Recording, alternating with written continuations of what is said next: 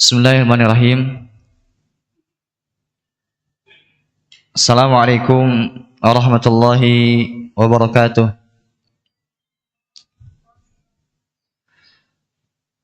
Alhamdulillahi wa kafa. Wassalatu wassalamu ala nabiyil mustafa wa ala alihi wa ashabihi ahli sidqi wal wafa. Amma ba'du. Jamaah masyaallah muslimin rahimakumullah. Pertama-tama marilah kita panjatkan puji dan syukur kepada Allah Subhanahu wa taala atas segala curahan nikmat serta karunia-Nya yang Allah berikan kepada kita semua. Di antara nikmat yang Allah berikan pada kita adalah kita masih digerakkan untuk bisa menghadiri majelis ilmu. Karena ketahuilah bahwasanya di antara bentuk inginnya Allah Subhanahu wa taala kepada seorang hamba kebaikan, Allah Subhanahu wa taala pahamkan hamba tersebut tentang agamanya. Sebagaimana sabda Nabi Muhammad sallallahu alaihi wasallam, "Man yuridillahu bihi khairan yufaqihu fid din." Barang siapa yang Allah inginkan baginya kebaikan, maka Allah akan pahamkan ia terhadap agamanya. Semakin seorang paham terhadap agamanya, semakin kebaikannya banyak. Sebaliknya misalkan ketika pemahaman terhadap agamanya kurang sedikit ya sesuai kadar itu, Allah berikan kebaikan kepada dia. Apalagi misalkan seorang tidak belajar agama sama sekali, berarti apa? Allah belum menginginkan kebaikan untuk dirinya. Dan ketahuilah bahwasanya yang namanya belajar agama itu mesti duduk di majelis ilmu. Karena kata Nabi Muhammad SAW, "Innamal ilmu bita'allum." Sesungguhnya ilmu ini didapati dengan cara belajar. Taib masyaallah muslimin rahimakumullah.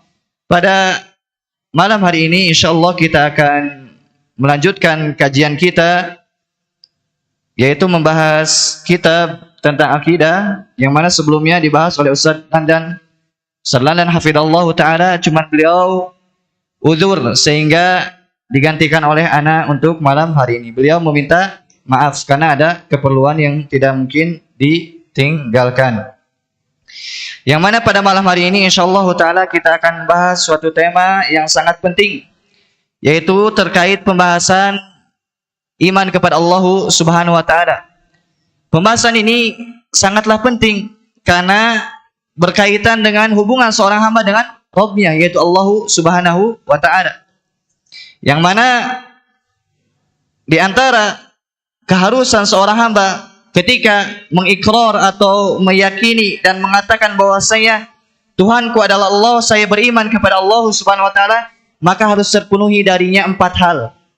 Yang pertama, dia mesti meyakini adanya Allah, dan ini telah dibahas di pekan sebelumnya. Yang mana di antara keharusan seorang mengatakan saya beriman kepada Allah adalah dia meyakini bahwasanya Allah itu ada. Dan ini telah dibahas di pertemuan sebelumnya, yang mana kita sedikit mengulang bahwasanya adanya Allah itu bisa dibuktikan dengan beberapa hal. Yang pertama, adanya Allah dibuktikan dengan fitrah, yaitu naluri manusia. Tidaklah setiap manusia kecuali Allah jadikan padanya itu naluri bahwasanya ada pencipta, yaitu Allah Subhanahu wa taala. Dan naluri ini bisa berubah tergantung lingkungannya. Sebagaimana sabda Nabi Muhammad SAW, "Kullu mauludin yuladu ala fitrah." Setiap manusia itu dilahirkan dalam keadaan fitrah, yakni membawa naluri yang selamat.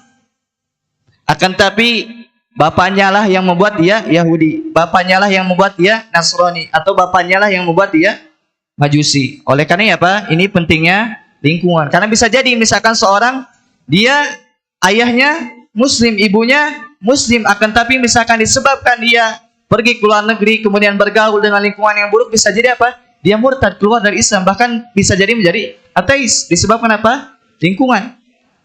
Begitupun misalkan jika lingkungannya baik, tapi ternyata orang tuanya misalkan kafir, Yahudi, Nasrani atau Majusi, maka apa? Bisa jadi anaknya tumbuh, tadinya asalnya fitrahnya benar Islam, akan tapi disebabkan orang tuanya menjadi dia mengingkari Allah Subhanahu wa taala atau dia tidak beriman kepada Allah Subhanahu wa taala. Ini yang pertama.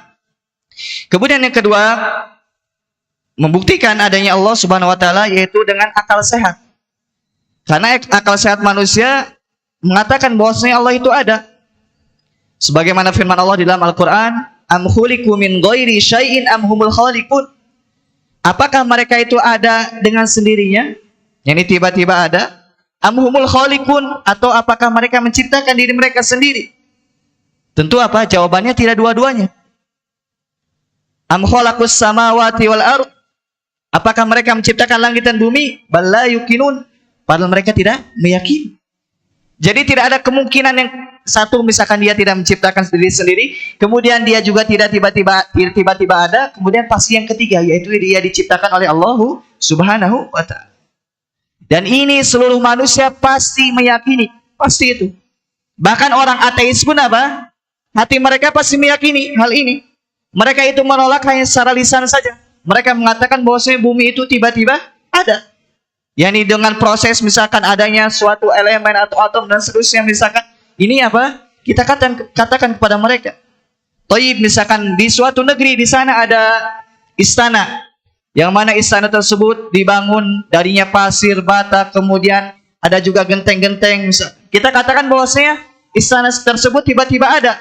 Pasirnya misalkan berjalan sendiri dari laut, kemudian tanah mengolah sendiri menjadi bata, kemudian menumpuk sendiri, kemudian semennya diolah dengan diri sendirinya, kemudian membentuk, kemudian misalkan kentengnya terbang sendiri. Tentu mereka akan katakan mustahil, mustahil istana tiba-tiba ada. Lalu kita katakan kepada mereka, engkau katakan istana itu mustahil ada dengan ada sendirinya, lalu kenapa engkau mengatakan bumi ini, langit ini yang begitu luas lebih rumit daripada istana, engkau katakan tidak ada pencipta? Dan akal sehat pasti menerima bahwasanya pasti di sana ada sesuatu yang atau ada zat yang menciptakan langit dan bumi, yaitu Allah Subhanahu wa taala. Kemudian yang ketiga, adanya Allah dibuktikan dengan adanya kitab-kitab, adanya Rasul yang Allah utus. Karena tidak Allah Subhanahu wa taala mengutus Rasul, tidak Allah menurunkan kitab, pasti apa di dalamnya disebutkan tentang Allah Subhanahu wa taala, tentang adanya Allah Subhanahu wa taala. Ini dalil yang ketiga. Bahkan orang Yahudi, orang Nasrani pun selain Islam pasti mengakui adanya Allah Subhanahu wa taala. Kemudian yang ketiga, adanya Allah Subhanahu wa taala, atau yang keempat, adanya Allah Subhanahu wa taala dibuktikan dengan yaitu hisi. Hisi itu sesuatu yang dapat terlihat oleh panca indera. Kemarin disebutkan ada dua. Pertama, buktinya ketika seorang berdoa ada yang mengijabah, yaitu Allah Subhanahu wa taala. Kemudian yang kedua, mujizat para nabi. Misalkan kita tahu mujizat Nabi kita Muhammad SAW adalah dapat membelah bulan.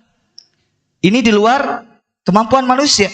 Begitupun mujizat Nabi Isa alaihissalam menyembuhkan orang yang buta, kemudian menghidupkan orang yang mati dengan izin Allah Subhanahu wa taala. Kita katakan ini mustahil dilakukan oleh seorang manusia. Ini membuktikan adanya Allah Subhanahu wa taala. Ini empat hal yang mana seorang bisa membuktikan adanya Allah Subhanahu wa taala. Yang pertama dengan dalil Yang pertama dengan dalil hissi, atau yang terakhir hissi, yaitu panca indera. Kemudian yang selanjutnya dalil syar'i yaitu kitab dengan diutus Rasul. Kemudian yang selanjutnya adalah dalil akli. Kemudian yang selanjutnya adalah dalil fitrah. Ini empat hal. Baik, masyaallah muslimin rahimakumullah. Pada malam hari ini kita lanjutkan pada pembahasan yang kedua. Pembahasan yang kedua yaitu beriman dengan rububiyah Allah Subhanahu wa taala. Beriman dengan rububiyah Allah Subhanahu wa taala. Kata penulis rahimahullah wa taala, al-amru tsani mimma yatadammanuhu al-imanu billah.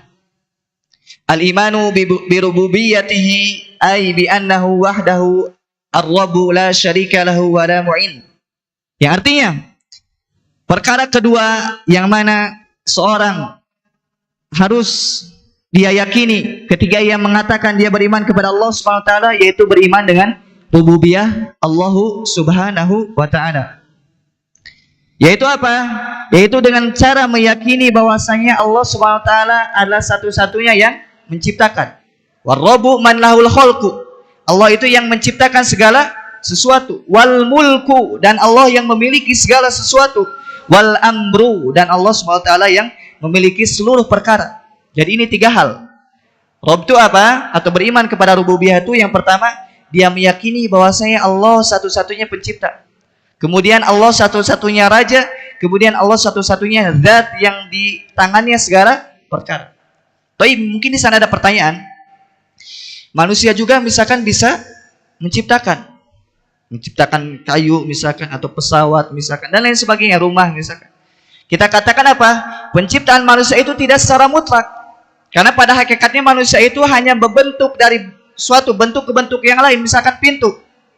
Pintu itu hanya berbentuk dari kayu yang Allah ciptakan kayu itu sendiri. Kemudian apa? Dibentuk menjadi pintu. Begitupun yang lainnya. Misalkan rumah.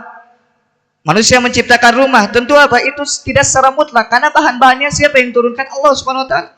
Pasirnya dari Allah Subhanahu wa taala. Kemudian tanahnya itu berupa batu batanya dari Allah Subhanahu wa taala. Jadi ketika dikatakan manusia itu menciptakan, tidak menciptakan secara mutlak. Karena yang namanya penciptaan itu apa? Mengadakan dari sesuatu yang tidak ada menjadi ada.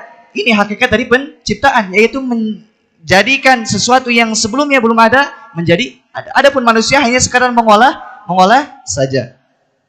Begitupun misalkan ada yang mengatakan di tengah manusia misalkan ada juga raja. Kan dikatakan bahwasanya Allah adalah raja. Kita katakan apa? Kerajaan manusia atau kekuasaan manusia itu terbatas. Misalkan negeri satu, rajanya misalkan dia tidak bisa menguasai negeri lain. Atau bahkan mungkin negeri adidaya itu apa? Rajanya atau presidennya tidak bisa menguasai negeri lain. Kenapa? Ini menunjukkan bahwasanya kerajaan mereka itu terbatas.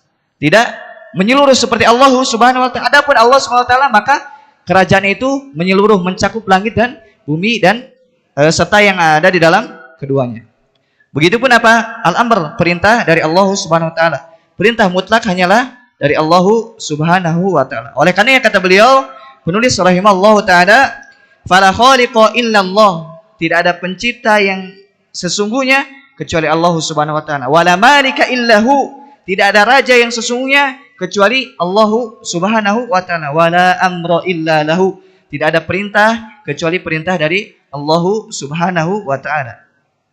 Kemudian beliau membawakan ayat ala lahul khalqu wal amru. Ketahuilah bahwasanya milik Allah penciptaan dan segala perkara. Jadi ini kata penulis rahimallahu taala. Kemudian beliau juga membawakan ayat dzalikumullahu rabbukum lahul mulk walladzina tad'una min dunihi ma yamlikuna min qitmir. Subhanallah. Kata Allah Subhanahu wa taala, itulah Rabb kalian, yang mana Rabb kalian itu memiliki segala kerajaan. Kemudian dan orang-orang yang disembah selain Allah Subhanahu wa taala, mereka itu tidak memiliki sesuatu meskipun hanya kulit ari saja mereka tidak punya. Jadi sesembahan yang disembah selain Allah Subhanahu wa taala, baik patung, pohon dan lain sebagainya, mereka itu tidak memiliki sesuatu pun min kitmir. Kitmir itu dalam bahasa Arab dikatakan, misalkan ada kurma. Kurma itu kan ada bijinya. Nah, di dalam biji itu ada sejenis kulit yang warna putih itu. Nah, itu kitmir. Nah, orang yang disembah selain Allah Subhanahu wa taala, mereka tidak mempunyai kitmir seperti itu, yaitu kulit yang sangat kecil sekali. Bahkan disebutkan di ayat lain bahwasanya Allah membuat perumpamaan, yaitu di surat Al-Hajj. Allah mengatakan, "Ya ayuhan nas." Wahai manusia, perhatikan permisalan Allah Subhanahu wa taala. Duriba matsalun fastami'u lah. Telah dibuat perumpamaan bagi kalian, dengarkanlah perumpamaan tersebut.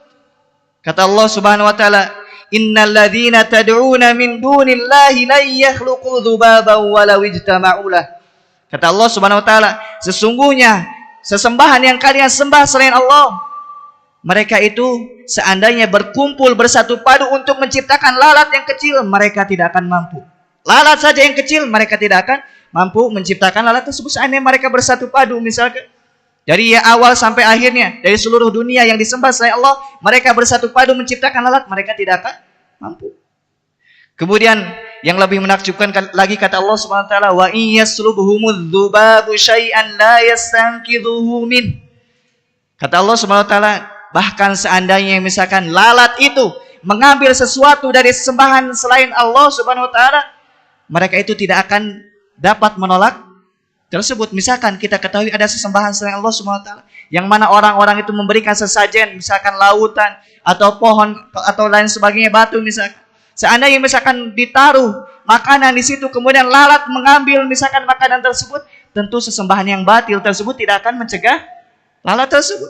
Ini disebabkan apa? Lemahnya mereka. Oleh karena Allah menutup firman-Nya, dha'ufat thalibu wal matlub. Sungguh lemah orang yang meminta dan orang yang dipinta. Ini orang yang meminta kepada selain Allah, begitu pun orang yang dipinta selain Allah, mereka lemah. Oleh karenanya apa? Hendaknya bagi kita untuk meminta hanya kepada Allah, beribadah kepada Allah Subhanahu wa taala. Karena inilah tujuan kita diciptakan oleh Allah Subhanahu wa taala, yaitu bagaimana kita bisa beribadah kepada Allah Subhanahu wa taala. Wa ma khalaqtul jinna wal insa illa liya'budun. Tidaklah aku menciptakan jin dan manusia kecuali untuk beribadah kepadaku, kata Allah Subhanahu wa taala. Kemudian kata beliau rahimallahu taala, walam ya'lam anna ahadan minal khalqi ankara rububiyyatallahi subhanahu. Kata beliau, tidak ada seorang pun yang mengingkari kerububiyahan Allah. Tidak ada yang mengingkari bahwasanya Allah itu pencipta. Tidak ada yang mengingkari bahwasanya Allah itu apa? Pemilik alam semesta. Kecuali apa? Illa an yakuna mukabbiran.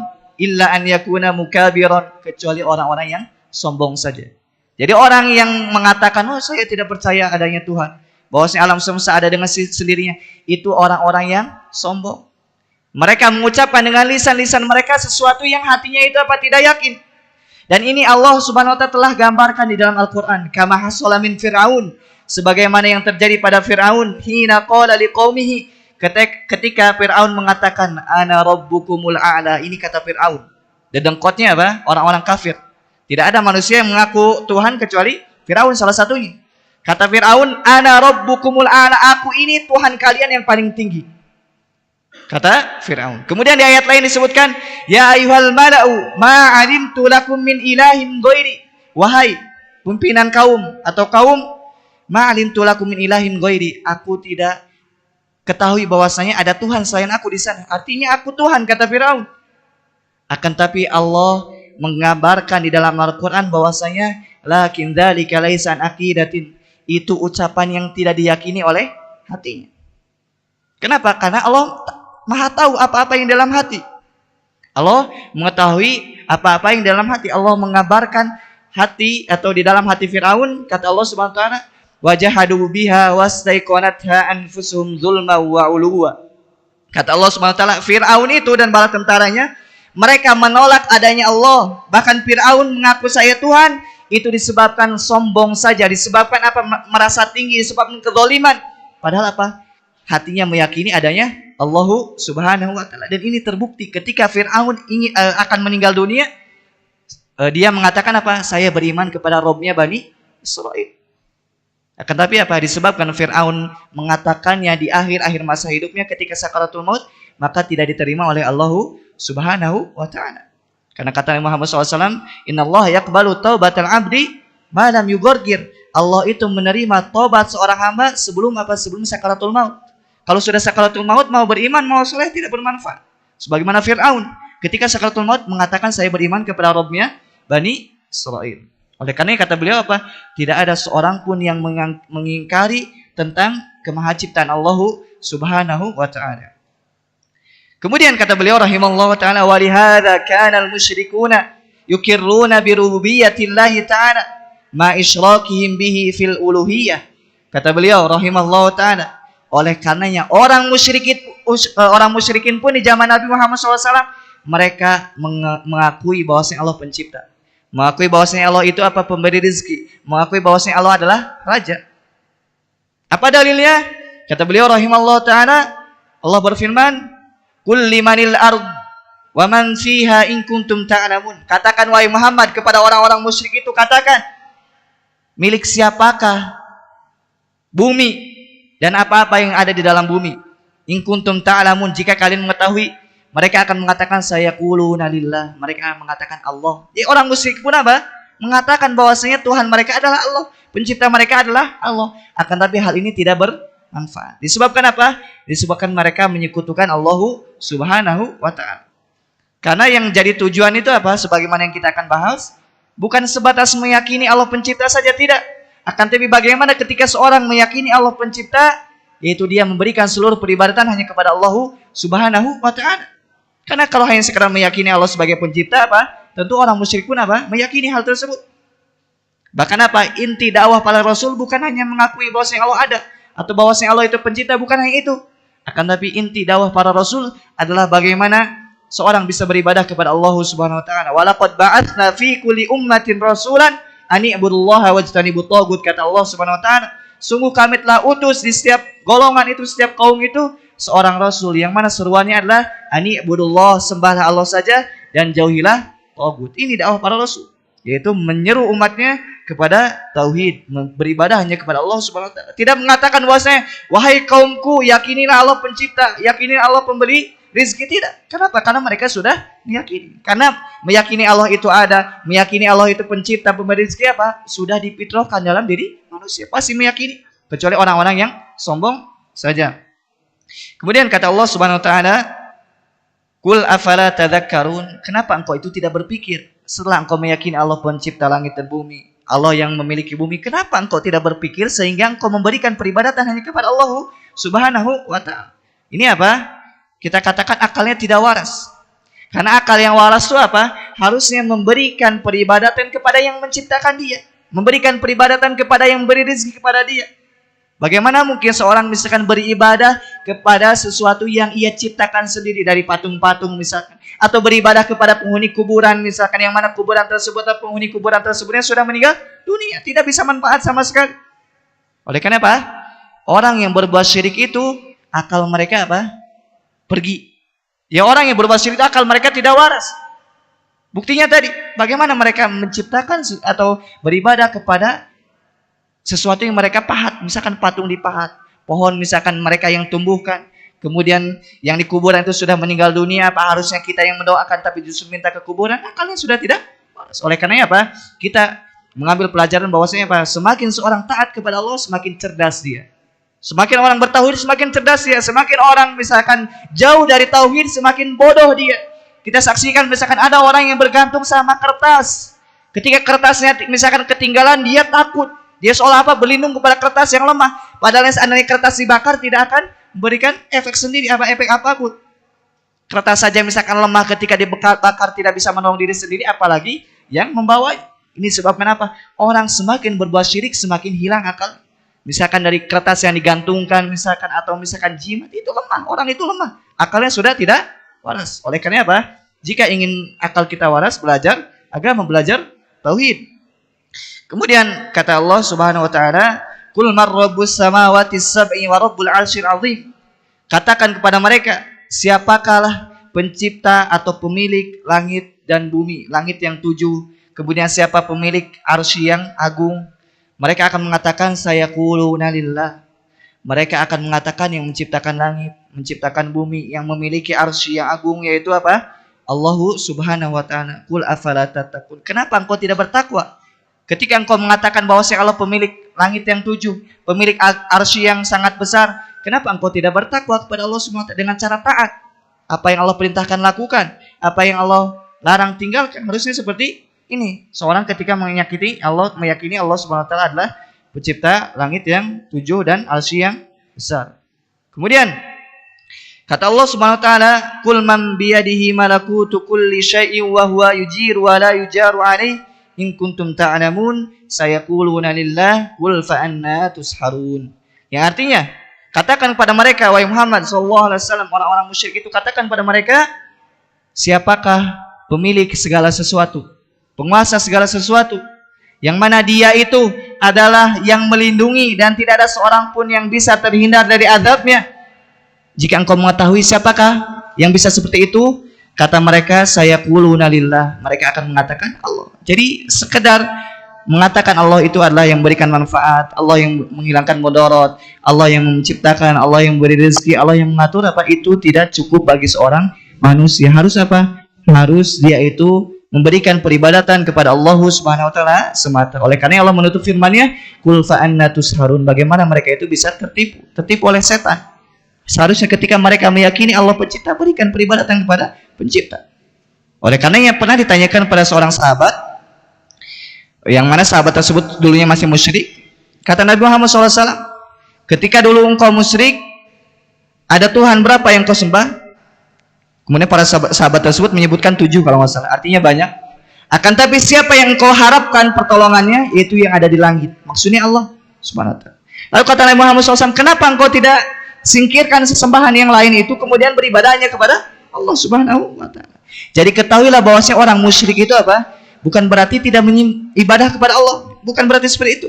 Orang musyrik itu apa? Dia beribadah kepada Allah, kemudian beribadah kepada selain Allah. Ini orang musyrik.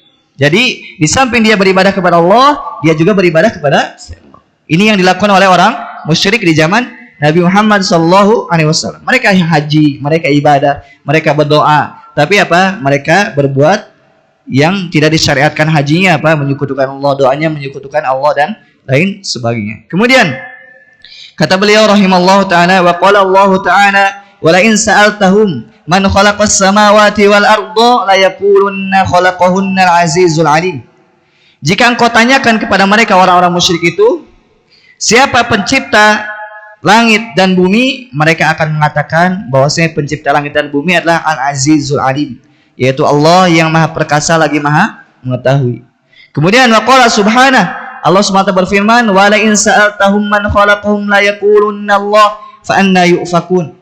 Jika ditanyakan kepada mereka orang musyrik, siapa yang menciptakan mereka, mereka akan mengatakan Allah. Fa anna yufakun. Bagaimana mereka bisa ditipu? Oleh karena apa? Dari ayat-ayat yang dibacakan tadi, yang dibawakan oleh Syekh rahimahullah taala, membuktikan bahwasanya orang-orang musyrik itu apa? Mereka meyakini bahwasanya Allah satu-satunya pencipta, Allah satu-satunya pemberi rezeki, Allah yang mengatur seluruh alam. Tapi apa? Bersama dengan itu Allah mengatakan mereka itu musyrik disebabkan apa? Disebabkan mereka tidak memberikan peribadatan hanya kepada Allah Subhanahu wa taala. Kemudian kata beliau rahimahullah taala, wa amara Allah subhanahu syamila wa amrullahi syamilun lil umuril kauniyah wa syar'i. Kata Allah Subhanahu wa taala, kata penulis rahimahullah taala, bahwasanya perkara Allah itu apa? Mencakup 2 hal. Ini mungkin agak berat mungkin pemahamannya, tapi coba dipermudah. Bahwasanya kata beliau, perkara Allah itu ada 2 hal. Yang pertama perkara kauni, yang kedua perkara syar'i. Gampangnya kauni itu apa? Segala sesuatu yang terjadi di muka bumi ini atas kehendak Allah. Jadi misalkan orang mau muslim, mau kafir, bahkan Allah menciptakan jin, Allah menciptakan iblis, menciptakan manusia, menciptakan keburukan, menciptakan kebaikan, ini atas kehendak Allah. Ini perkara kauni. Jadi ini perkara kauni itu apa? Segala sesuatu yang ada di permukaan bumi ini adalah kehendak Allah. Jadi kalau misalkan ada orang sakit atau orang pincang, misalkan orang cacat atau akalnya misalkan kurang sehat, itu apa? Atas kehendak Allah Subhanahu wa taala. Tapi kita jangan katakan, oh Allah tidak adil. Tidak, Allah Maha adil. Allah menciptakan keburukan apa? Supaya ada hikmah di dalamnya, itu apa? Supaya nampak kebaikan. Ketika misalkan Allah menciptakan iblis, supaya apa? Supaya ada peperangan melawan iblis. Supaya akan nampak orang-orang yang mengikuti iblis yang kelak akan masuk neraka dengan orang-orang yang mengikuti para nabi. Begitupun misalkan orang yang ada yang cacat, ada yang pincang. Supaya apa? Supaya yang pincang tersebut, yang cacat tersebut apa? Dia bersabar mengharap pahala dari Allah Subhanahu wa taala, kemudian Allah masukkan surga. Dan surga itu lebih baik apa? Daripada musibah yang ia dapatkan. Begitupun orang misalkan ketika melihat orang lain pincang, dia akan bersyukur. Ini salah satu hikmah Allah Subhanahu wa taala. Gampangnya seperti itu.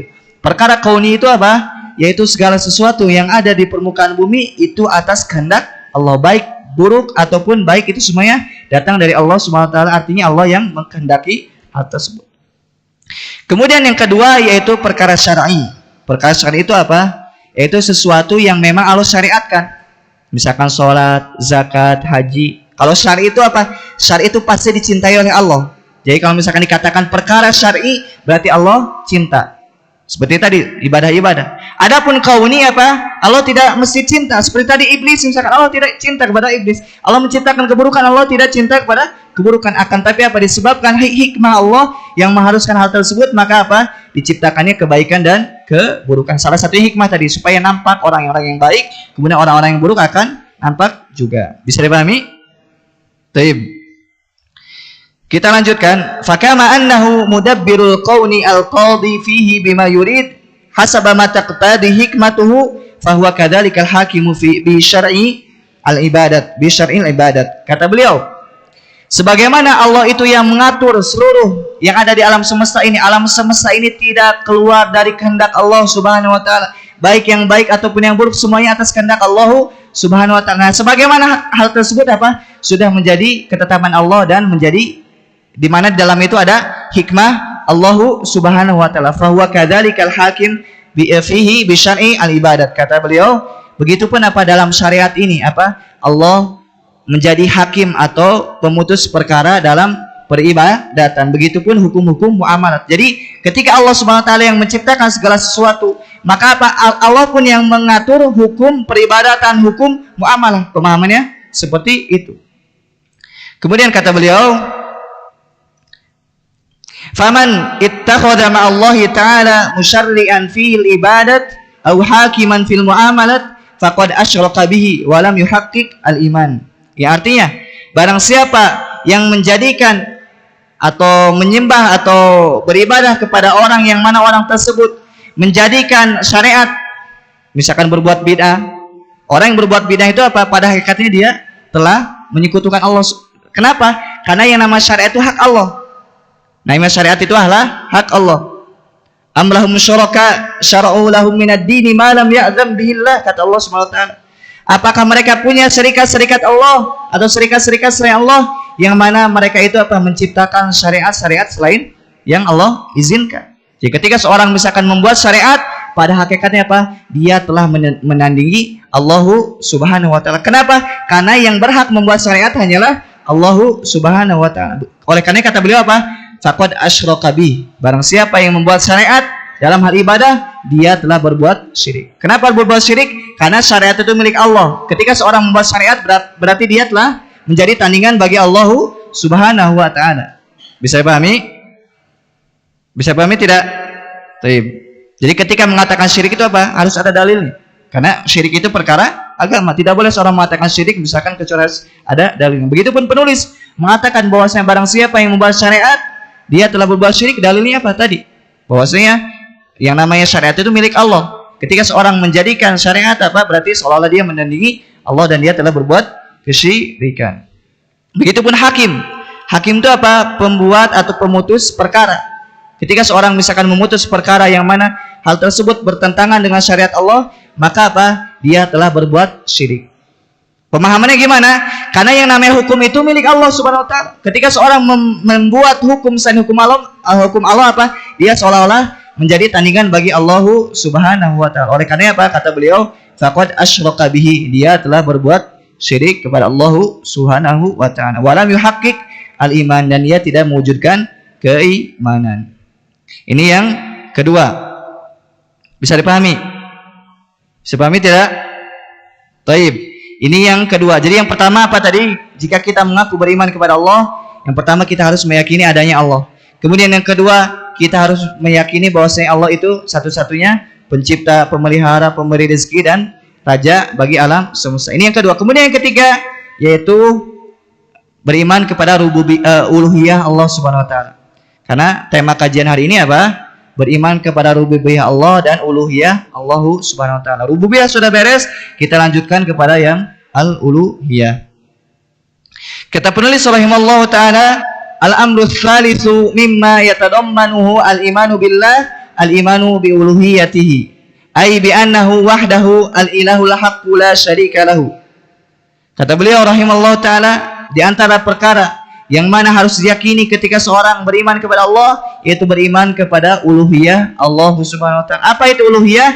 Yaitu apa? Dia meyakini bahwasanya sesembahan yang benar hanyalah Allah Subhanahu wa taala dan tidak ada sekutu bagi Allah Subhanahu wa taala. Ini makna beriman kepada Allah Subhanahu wa taala dalam hal uluhiyahnya. Gampangnya apa? yaitu kita memberikan seluruh peribadatan hanya kepada Allah Subhanahu wa taala. Wal ilahu bima'na al-ma'luh. Yang namanya ilah itu apa? Artinya al-ma'luh, yaitu yang diibadahi. Ai al-ma'bud, yang disembah, hubban wa ta'ziman. Dalam keadaan apa? Cinta dan mengagungkan. Ini hakikat ibadah. Hakikat ibadah itu apa? Seorang cinta dan mengagungkan Allah Subhanahu wa taala dengan cara apa? Menjalankan apa yang Allah perintahkan dan menjauhi apa yang Allah larang. Ini hakikat ibadah. Ibadah itu tidak keluar dari dua hal. Pertama, dia melakukan yang Allah perintahkan dengan keadaan apa? Hubban, mencintai Allah, dan ta'ziman, dan mengagungkan Allah. Begitupun apa? Yang namanya ibadah itu pasti apa? Harus meninggalkan apa yang Allah larang. Dalam keadaan apa? Memang cintakan Allah. Meninggalkannya karena Allah Subhanahu wa taala, wa ta'ziman, dan mengagungkan Allah Subhanahu wa taala. Kemudian kata Allah Subhanahu wa taala di dalam Al-Qur'an, wa ilahukum ilahu wahid. La ilaha illa huwar rahmanur rahim. Dan Tuhan kalian adalah Tuhan yang satu, yaitu tidak ada Tuhan selain Dia, yaitu Allah Subhanahu wa taala Ar-Rahman Ar-Rahim. Allah yang Maha Pengasih, Maha Penyayang. Jadi inti dari beriman kepada Allah Subhanahu wa taala ini poin yang ketiga ini. Poin yang ketiga ini ya, bagaimana seorang meyakini atau memberikan peribadatan hanya kepada Allah Subhanahu wa taala, ini poinnya. Yang mana sudah ana sampaikan tadi ayatnya, bahwasanya tidaklah suatu Rasul atau tidaklah Rasul diutus kepada suatu kaum kecuali apa? Kecuali mereka membawa bendera tauhid, yaitu apa? Menyuruh kaumnya supaya beribadah kepada Allah Subhanahu wa taala. Kemudian selanjutnya, qala Allah taala, syahidallahu annahu la ilaha illahu wal malaikatu wa ulul ilmi qa'iman bil qist. La ilaha illahu al azizul hakim. Kemudian sebentar lagi insyaallah, yang artinya Allah Subhanahu wa taala bersaksi bahwasanya tidak ada sesembahan yang benar kecuali Dia. Jadi Allah bersaksi atas dirinya sendiri apa? Bahwasanya Tuhan yang benar hanyalah Allah Subhanahu wa taala. Wal malaikatu, begitupun para malaikat bersaksi tentang keesaan Allah Subhanahu wa taala, wa ulul ilmi. Begitupun orang-orang yang berilmu, qa'iman bil qist. Mereka itu tegak di atas keadilan. La ilaha illa huwal azizul hakim. Tidak ada Tuhan yang benar selain Allah. Dialah Allah Al-Aziz, yang Maha Perkasa, Al-Hakim, lagi Maha Bijaksana. Dalam ayat ini apa? Allah mengatakan bahwasanya Allah bersaksi, begitupun para malaikat, begitupun para ulama. Apa persaksiannya? Yaitu tidak ada Tuhan yang benar selain Allah Subhanahu wa taala. Begitupun para ulama menjelaskan apa? Di sini ada faedah bahwasanya para ulama itu apa? Termasuk makhluk yang paling mulia. Kenapa? Karena mereka digandengkan dengan Allah, kemudian digandengkan dengan para malaikat. Untuk apa? Untuk persaksian yang mulia, yaitu tauhid la ilaha illallah. Dan makna la ilaha illallah apa? Bukan tidak ada Tuhan selain Allah, bukan. Akan tapi tidak ada Tuhan yang benar kecuali Allah. Kalau tidak Tuhan selain Allah, buktinya ada Tuhan selain Allah. Jadi kalau misalkan kita katakan la ilaha illallah apa? Bukan tidak ada Tuhan selain Allah, akan tapi tidak ada Tuhan yang benar selain Allah Subhanahu wa taala. Wallahu a'lam. Mungkin Anda dulu, nanti kita lanjutkan sebentar. Wassallallahu nabiyana Muhammadin wa akhiru da'wana alhamdulillahil alamin.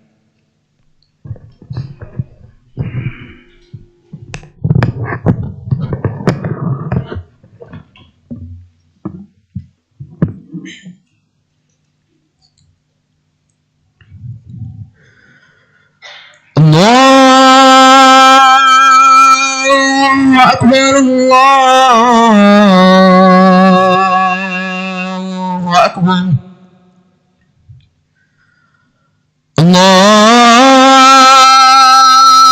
Allahu akbar,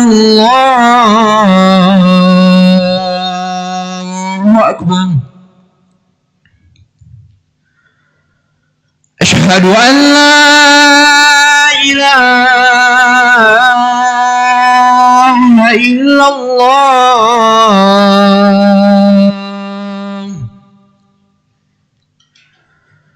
Asyhadu an la ilaha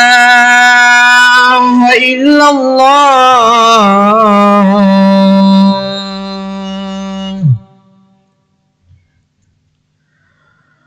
Asyhadu anna Muhammadar Rasulullah.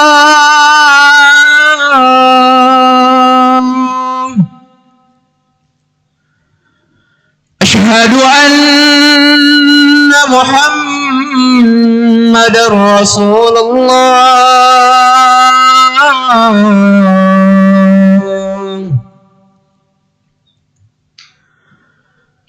حي على الصلاة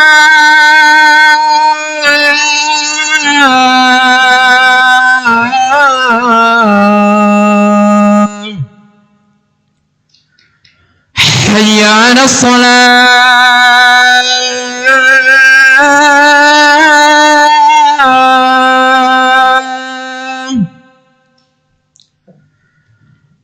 حي على الفلاح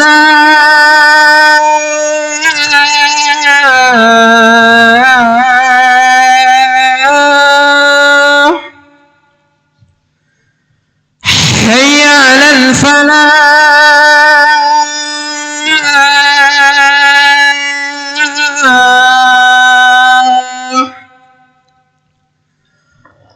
الله أكبر الله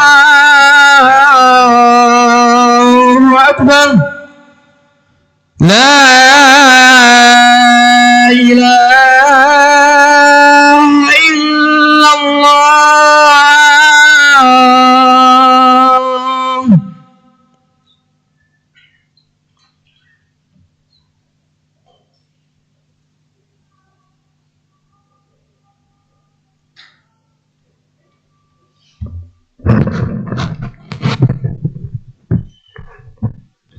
Baik, kita lanjutkan sebentar.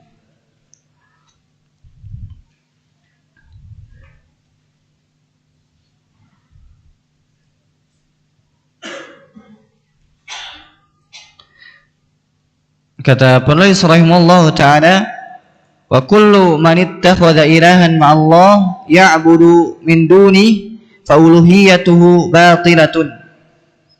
Oleh karenanya, jika seorang menyembah kepada selain Allah Subhanahu wa taala, maka ketahuilah bahwasanya sesembahan tersebut adalah batil atau penyembahan tersebut adalah batil. Artinya salah. Karena kita saksikan banyak orang yang menyembah kepada selain Allah Subhanahu wa taala. Kita saksikan bahwasanya apa? Jumlah kurang lebih total manusia yang ada di permukaan bumi itu 7 miliar. Akan tapi yang beribadah kepada Allah atau yang berKTP Islam, yang datangnya Islam cuma 2 miliar kurang lebih. Jadi tidak sampai setengahnya, bahkan sepertiganya pun tidak. Dari 7 miliar cuma 2 miliar kurang lebih. Sisanya apa? Sisanya menyembah kepada selain Allah SWT. Beda-beda agama ya, tetapi yang penting apa, mereka tidak beribadah, yang jadi patokan apa, mereka tidak beribadah kepada selain Allah, kepada Allah Subhanahu wa taala. Kemudian yang 2 miliar pun apa? Macam-macam. Yang KTP-nya Islam pun apa? Masih datang kepada kuburan, minta-minta kepada kuburan. Begitupun masih pakai jimat-jimat. Berarti apa? Memang kebanyakan manusia itu apa? Tidak beribadah kepada Allah SWT dengan sebenar-benarnya. Oleh karena ini disebutkan di surat Yusuf apa? Di surat Yusuf bahwasanya tidaklah mereka beribadah kepada Allah itu kecuali apa? Dalam keadaan musyrik. Para ulama menyebutkan apa? Mereka itu meyakini Allah Maha Pencipta tapi beribadah kepada selain Allah, atau masih berbuat syirik, atau masih percaya jimat dan lain sebagainya. Tapi mungkin itu yang bisa Anda sampaikan. Allahu a'lam bishawab. Kalau misalkan kurang paham boleh ditanyakan. Insyaallah apa, untuk pertemuan selanjutnya masih pembahasan tentang tauhid al-uluhiyah. Tauhid uluhiyah itu tauhid meyakini bahwa Allah satu-satunya ibadah sembahan yang benar dan selainnya adalah Tuhan yang batil. Allahu a'lam bishawab. Kalau tidak ada, kita langsung tutup. Subhanakallahumma bihamdika asyhadu an la ilaha illa anta astaghfiruka wa atubu ilaik. Assalamualaikum warahmatullahi wabarakatuh.